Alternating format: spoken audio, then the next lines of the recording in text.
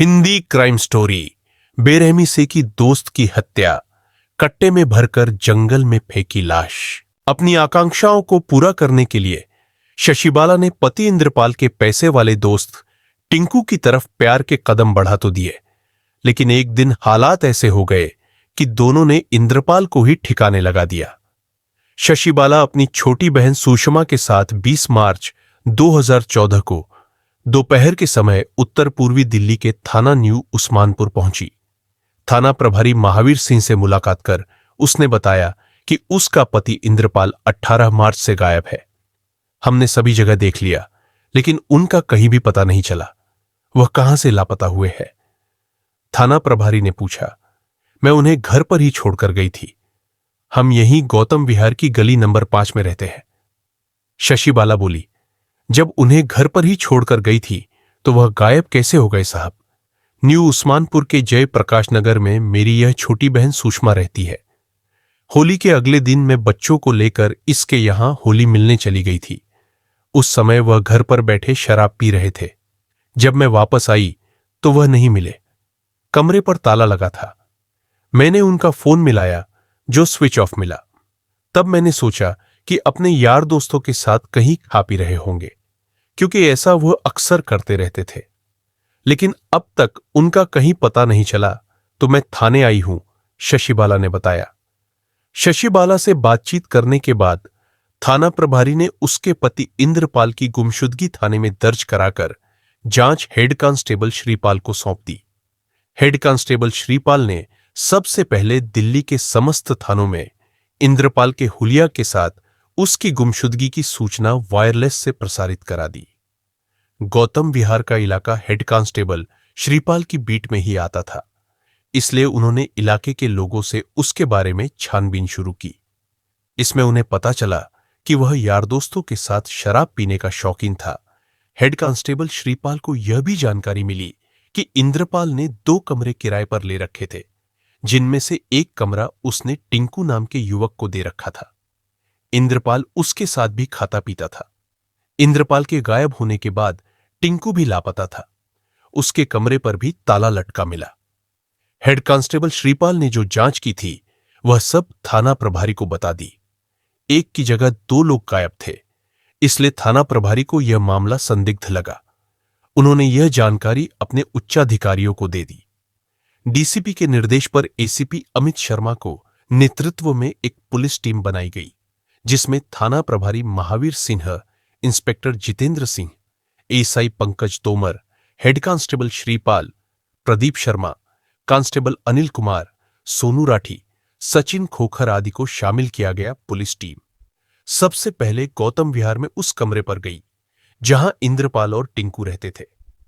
पड़ोसियों ने बताया कि वे दोनों मंगलवार यानी 18 मार्च से दिखाई नहीं दिए।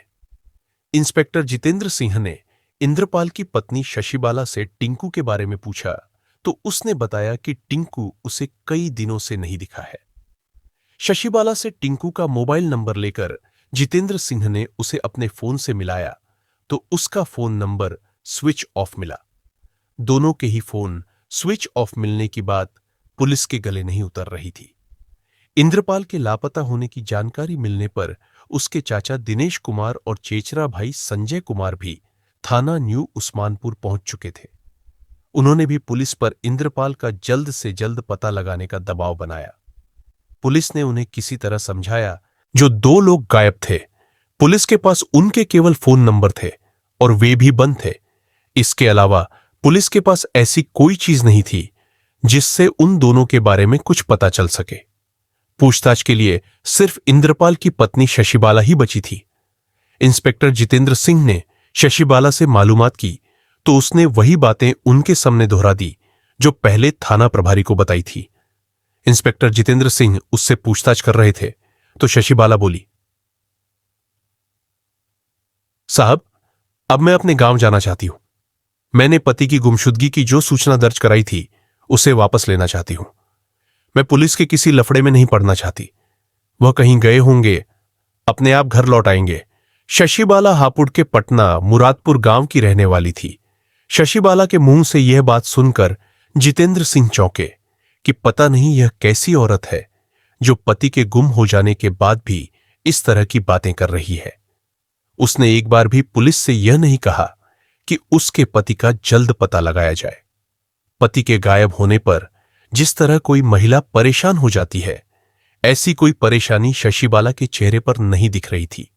वह एकदम सामान्य थी। इससे इंस्पेक्टर जितेंद्र सिंह को उस पर शक होने लगा। बहरहाल उन्होंने उस समय तो उससे कुछ नहीं कहा, लेकिन उसकी गतिविधियों पर नजर रखने के लिए हेड कांस्टेबल श्रीपाल को लगा दिया 23 मार्च को शशिबाला, उसकी बहन सुषमा, बहनोई विक्रम फिर थाने आए। इंद्रपाल के रिश्तेदार भी उस समय थाने में ही थे। तभी सुषमा ने इंस्पेक्टर जितेंद्र सिंह को बताया, सर, कल रात शशिबाला उसके कमरे पर थी। रात करीब 8 बजे टिंकू भी उसके घर आया था। टिंकू ने शशिबाला से अलग में बात की थी। शशिबाला से बात करके वह चला गया था। उसके चले जाने के बाद मैंने शशिबाला से पूछा तो उसने मुझे बताया कि टिंकू ने उससे कहा था कि वह पुलिस के पास चक्कर लगाने के बजाय अपने गांव चली जाए। इंद्रपाल अपने आप लौट आएगा, सुषमा ने आगे कहा। सर, मुझे टिंकू पर शक हो रहा है। आखिर वह इस तरह की बातें क्यों कर रहा है? इंद्रपाल जब टिंकू का दोस्त था तो इस परेशानी में उसे हमारा साथ देना चाहिए था, जबकि वह इधर उधर घूमता फिर रहा है। सुषमा ने जैसे ही यह बात पुलिस से कही तो पास में खड़ी शशिबाला उसके कान में फुसफुसाते हुए बोली, तुझे यह बात यहां कहने की क्या जरूरत थी? चूंकि जिस दिन से इंद्रपाल गायब था उसी दिन से उसका दोस्त टिंकू भी गायब था। पुलिस को टिंकू की भी तलाश थी। उसके बारे में भी पुलिस को पता नहीं चल रहा था। इंस्पेक्टर जितेंद्र सिंह ने सोचा कि कल जब टिंकू शशिबाला से मिला था तो उसे यह बात पुलिस को बता देनी चाहिए थी, लेकिन उसने ऐसा नहीं किया। दूसरे सुषमा ने टिंकू वाली बात पुलिस को बताई तो शशिबाला उसके कान में खुसर फुसर क्यों कर रही थी? इसका मतलब यह हुआ कि शशिबाला और टिंकू की इस बीच फोन पर भी बातचीत होती रही होगी। इन सब बातों से शशिबाला पर इंस्पेक्टर जितेंद्र सिंह का शक का दायरा बढ़ता जा रहा था। पहले तो पुलिस यही समझ रही थी कि इंद्रपाल के साथ टिंकू भी गायब है, लेकिन अब यह बात साफ हो चुकी थी कि टिंकू कहीं और रह रहा है। वह कहां रह रहा है, इस बात को शशिबाला जरूर जानती होगी। इसलिए इंस्पेक्टर जितेंद्र सिंह ने शशिबाला से ही टिंकू के बारे में पूछताछ की तो उसने साफ साफ कह दिया कि उसे नहीं पता कि अब वह कहां रह रहा है। जिस समय पुलिस शशिबाला से पूछताछ कर रही थी, सुषमा भी वहीं थी। तभी सुषमा के फोन की घंटी बजी। सुषमा ने कॉल रिसीव की तो दूसरी ओर से टिंकू की आवाज आई। सुषमा को पता था कि पुलिस टिंकू से पूछताछ करना चाहती है, इसलिए उसने अपने फोन के स्पीकर पर हथेली रखी ताकि उसकी आवाज टिंकू तक न पहुंचे। फिर वह इंस्पेक्टर जितेंद्र सिंह से आहिस्ता से बोली, सर, टिंकू का फोन आया है। जितेंद्र सिंह ने उससे धीरे से कहा, उसे तुम किसी तरह शास्त्री पार्क बुला लो। सुषमा ने ऐसा ही किया। उसने टिंकू से बात करनी शुरू की तो टिंकू ने कहा, सुषमा जी, मैं आपसे एक जरूरी बात करना चाहता हूं। सुषमा ने कहा, ठीक है, तुम शास्त्री पार्क बस स्टॉप पर आ जाओ, मैं भी वहीं पहुंच रही हूं। इंस्पेक्टर जितेंद्र सिंह ने सुषमा द्वारा टिंकू से कही गई बात सुन ली थी, इसलिए वह 2-3 पुलिसकर्मियों को साथ लेकर सुषमा के साथ शास्त्री पार्क बस स्टॉप पर पहुंच गए। पुलिस टीम सादा लिबास में थी। सुबह 10:30 बजे के करीब वहां एक युवक पहुंचा। वह जैसे ही सुषमा से बात करने लगा तो पुलिस ने सोचा कि यही टिंकू होगा। उसे दबोच लिया। पूछताछ में उसने अपना नाम टिंकू बताया। उसे लेकर पुलिस थाने पहुंची तो उससे पहले शशिबाला थाने से जा चुकी थी। वह वहां से क्यों और कहां गई, यह बात की बात थी। उससे पहले इंस्पेक्टर जितेंद्र सिंह ने टिंकू से इंद्रपाल के बारे में मालूमात की। टिंकू पहले तो उनके सामने झूठ बोलता रहा, लेकिन पुलिस की सख्ती के आगे उसका झूठ ज्यादा देर तक नहीं टिक सका। उसने स्वीकार कर लिया कि उसने इंद्रपाल की हत्या करने के बाद उसकी लाश को तीसरे पुश्ते के पास डाल दिया है। टिंकू ने बताया था कि उसकी हत्या 18 मार्च को ही कर दी गई थी। उसकी लाश को जंगल में डाले हुए 6 दिन हो गए थे। लाश को कहीं जंगली जानवर वगैरह न खा गए हो, इसलिए पुलिस टिंकू को साथ लेकर तीसरे पुश्ते की तरफ चल दी। पुलिस के साथ इंद्रपाल के चाचा और चचेरा भाई भी था। पुलिस तीसरे पुश्ते के पास यमुना खादिर पहुंची और वहां टिंकू की निशानदेही पर झाड़ियों से प्लास्टिक का एक कट्टा बरामद किया। उस कट्टे का मुंह एक रस्सी से बंधा हुआ था। टिंकू ने बताया कि इंद्रपाल की लाश इसी कट्टे में है। इंस्पेक्टर जितेंद्र सिंह ने फोन करके क्राइम इन्वेस्टिगेशन टीम को भी वहां बुलवा लिया। क्राइम इन्वेस्टिगेशन टीम के सामने जब उस कट्टे को खोला गया तो उसके अंदर रस्सी से लपेटा हुआ एक और कट्टा निकला। उस कट्टे को खोला गया तो उसमें एक आदमी की लाश थी, लेकिन उस लाश का सिर गायब था। सिर के बारे में टिंकू से पूछा गया तो उसने कहा कि सिर को जानवर खा गए होंगे। यह बात जितेंद्र सिंह के गले नहीं उतरी, क्योंकि जब प्लास्टिक के कट्टे रस्सी से बंद थे तो जानवर सिर कैसे खा सकते थे। इसका मतलब टिंकू उनसे झूठ बोल रहा था। उन्होंने उससे सख्ती की तो उसने बताया कि सिर पाइपलाइन के पास खादिर में पानी के एक गड्ढे में डाल दिया था। पुलिस वहां से 1-1.5 किलोमीटर दूर टिंकू की बताई जगह पर पहुंची। वहां गैस पाइपलाइन के पास पानी से भरे एक गड्ढे में एक पॉलीथीन की थैली दिखाई दी। उस थैली को निकलवाया गया तो उसमें सिर निकला। सुषमा और इंद्रपाल के रिश्तेदारों ने उसकी पहचान इंद्रपाल के सिर के रूप में की। पुलिस ने इंद्रपाल के सिर और धड़ को कब्जे में लेकर पंचनामा करने के बाद उन्हें पोस्टमार्टम के लिए भेज दिया और थाने लौटकर इंद्रपाल की गुमशुदगी के मामले को हत्या कर लाश को छिपाने की धाराओं में दर्ज कर लिया। अब पुलिस यह जानना चाह रही थी कि जिस इंद्रपाल के साथ टिंकू की गहरी दोस्ती थी, उसी इंद्रपाल के उसने टुकड़े क्यों कर दिए। यह जानने के लिए पुलिस ने टिंकू से पूछताछ की तो इंद्रपाल की हत्या की जो कहानी सामने आई, उसकी वजह उसकी बीवी शशिबाला निकली। इंद्रपाल मूल रूप से उत्तर प्रदेश के हापुड़ जिले के कस्बा सिंभावली के नजदीक बसे गांव भगवानपुर का रहने वाला था। सन 1999 में उसकी शादी जिला हापुड़ के ही गांव पटना मुरादपुर की रहने वाली शशिबाला से हुई थी। जिस दिन शशिबाला की शादी हुई थी, उसी दिन उसकी छोटी बहन सुषमा की शादी विक्रम के साथ हुई थी। यानी दोनों बहनों की शादी एक ही मंडप के नीचे हुई थी। शादी के 7 साल बाद भी शशिबाला जब मां नहीं बनी तो वह बहुत टेंशन में रहने लगी। इंद्रपाल भी परेशान रहता था। उसने बीवी का इलाज करवाया, जिसकी वजह से उस पर कुछ लोगों का कर्ज भी हो गया।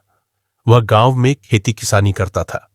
इस काम से उसे अपने ऊपर का कर्ज उतरने की कोई उम्मीद नहीं थी, इसलिए उसने दिल्ली जाकर कमाने की सोची। उसके गांव के कई लड़के दिल्ली में काम करते थे, इसलिए वह भी दिल्ली आ गया।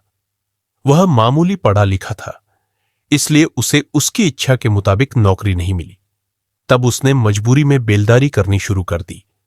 दिल्ली में इस काम के बदले उसे जो मजदूरी मिल रही थी वह उसके हिसाब से अच्छी थी, इसलिए कुछ दिनों बाद ही वह पत्नी शशिबाला को भी दिल्ली लेवा लाया और उत्तर पूर्वी दिल्ली के न्यू उस्मानपुर में किराए पर कमरा लेकर रहने लगा।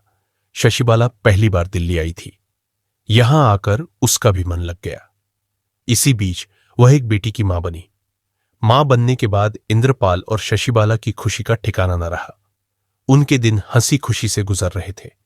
इसके बाद शशिबाला एक और बेटी की मां बनी। 2 बच्चों के जन्म के बाद भी शशिबाला के हुस्न में जबरदस्त आकर्षण था, बल्कि इसके बाद तो उसके रूप में और भी निखार आ गया था। इंद्रपाल जिस ठेकेदार के साथ काम करता था, उसका नाम टिंकू था। टिंकू बिहार के जिला मुंगेर के पहाड़पुर गांव के रहने वाले मुदीन सिंह का बेटा था। बीए पास टिंकू 3 साल पहले काम की तलाश में दिल्ली आया था। काफी कोशिश के बाद जब उसकी कहीं नौकरी नहीं लगी तो उसने कंस्ट्रक्शन कंपनियों में लेबर सप्लाई का काम शुरू कर दिया। कंस्ट्रक्शन ठेकेदारों के संपर्क में रह रहकर उसे भी मकान बनवाने के काम का अनुभव हो गया। फिर उसने भी बिल्डिंग कंस्ट्रक्शन के ठेके लेने शुरू कर दिए। इंद्रपाल कुछ दिनों से टिंकू के साथ ही काम कर रहा था। करीब 1 साल पहले की बात है। टिंकू का काम उस्मानपुर में चल रहा था। वह वहीं अपने रहने के लिए किराए का कमरा देख रहा था, ताकि अपने काम पर नजर रख सके।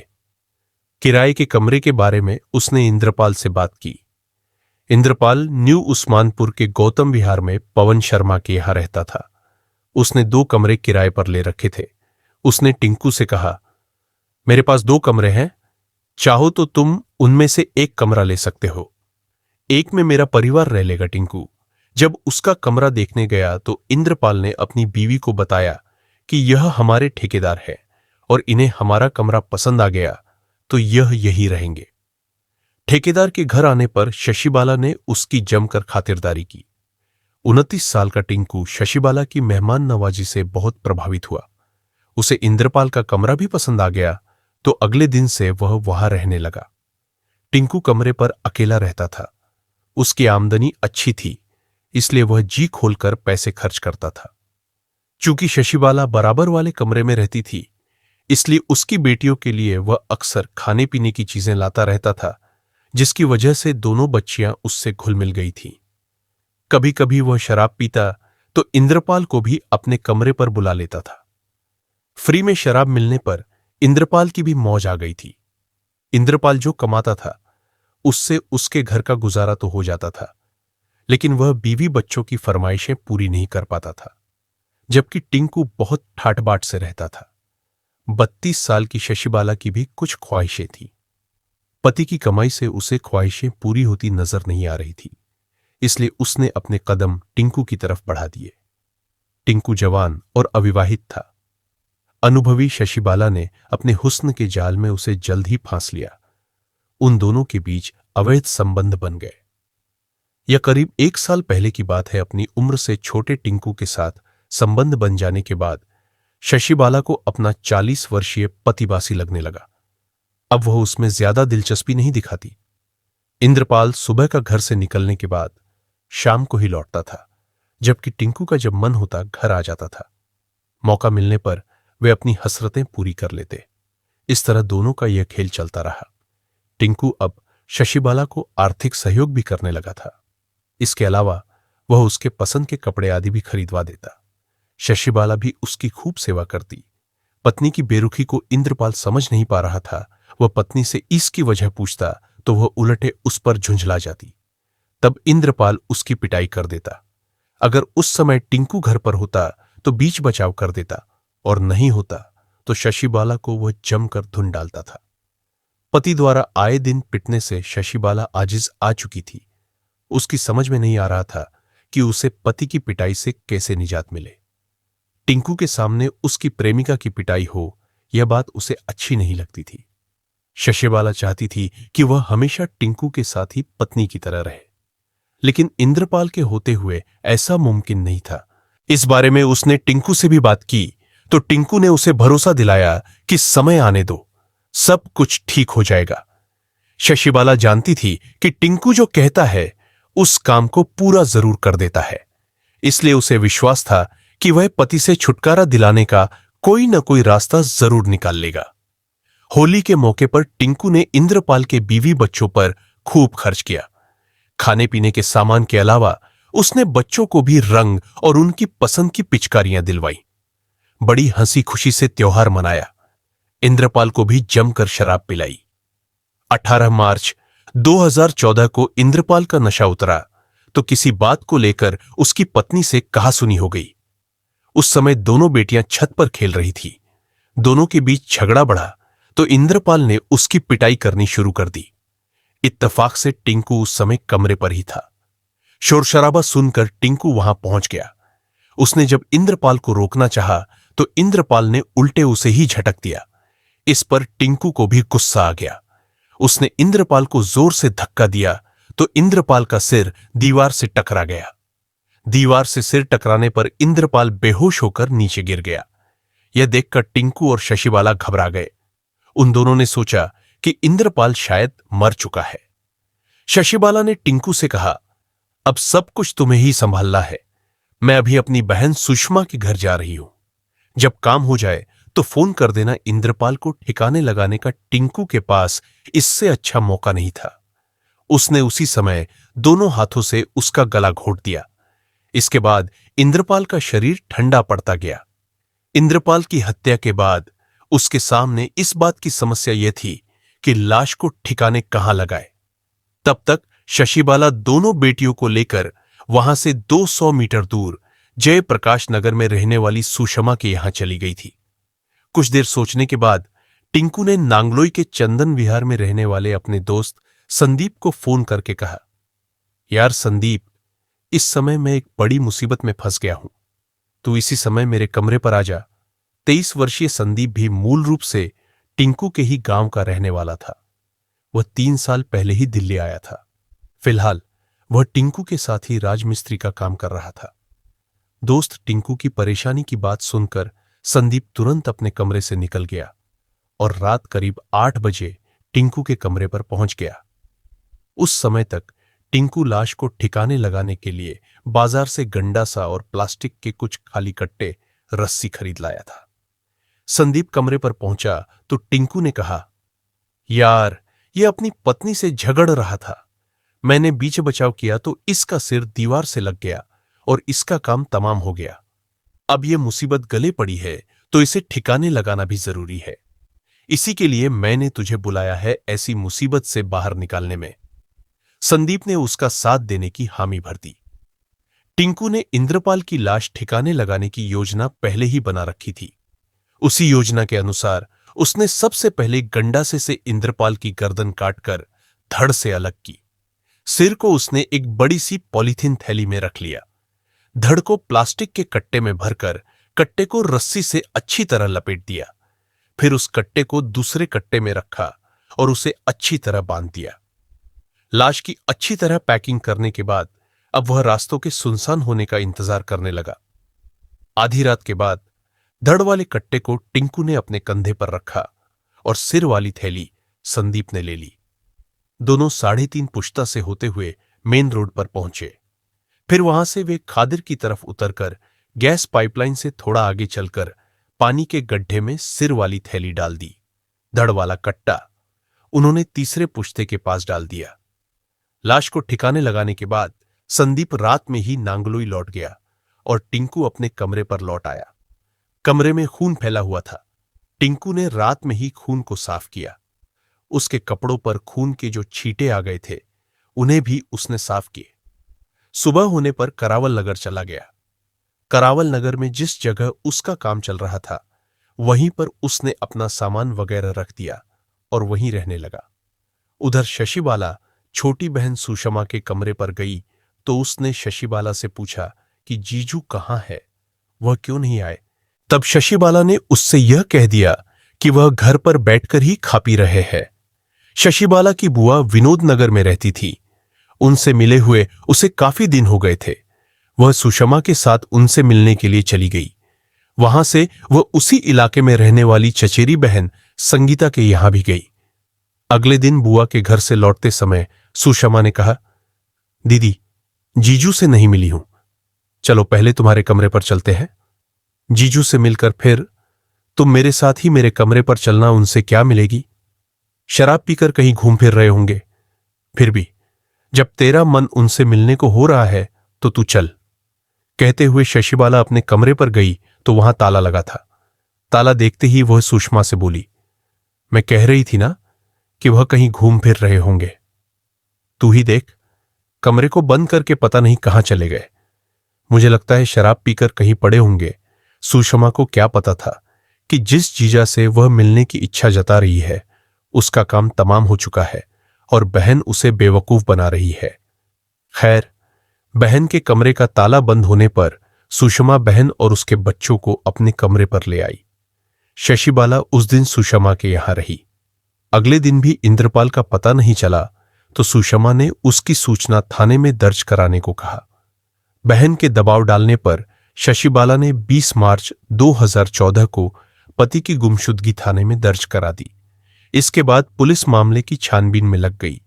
उस बीच टिंकू और शशिबाला की फोन पर बातें होती रहीं। जब उसे पता चला कि पुलिस बहुत सक्रिय हो गई है तो टिंकू ने 22 मार्च को सुषमा के कमरे पर पहुंचकर शशिबाला से मुलाकात की और उससे कहा कि वह पुलिस से कार्रवाई बंद करने की बात कहकर अपने गांव चली जाए। बाद में जब मामला शांत हो जाएगा तो वह उसे वहां से बुला लाएगा, फिर कहीं दूसरी जगह रहा जाएगा। शशिबाला को उसका सुझाव पसंद आ गया और वह अगले दिन 23 मार्च की सुबह ही सुषमा और उसके पति को लेकर थाने पहुंच गई। लेकिन इत्तफाक से उसी समय थाने में सुषमा के मोबाइल पर टिंकू का फोन आ गया तो पुलिस टिंकू तक पहुंच गई। टिंकू से पूछताछ के बाद पुलिस टीम ने 24 मार्च को संदीप और शशिबाला को भी गिरफ्तार कर लिया। पुलिस ने टिंकू की निशानदेही पर हत्या में प्रयुक्त गंडासा और कपड़े आदि भी बरामद कर लिए। पुलिस ने तीनों अभियुक्तों को कड़कड़डूमा न्यायालय में अतिरिक्त सत्र दंडाधिकारी शरद गुप्ता की कोर्ट में पेश किया, जहां से उन्हें न्यायिक हिरासत में भेज दिया। मामले की विवेचना इंस्पेक्टर जितेंद्र सिंह कर रहे हैं।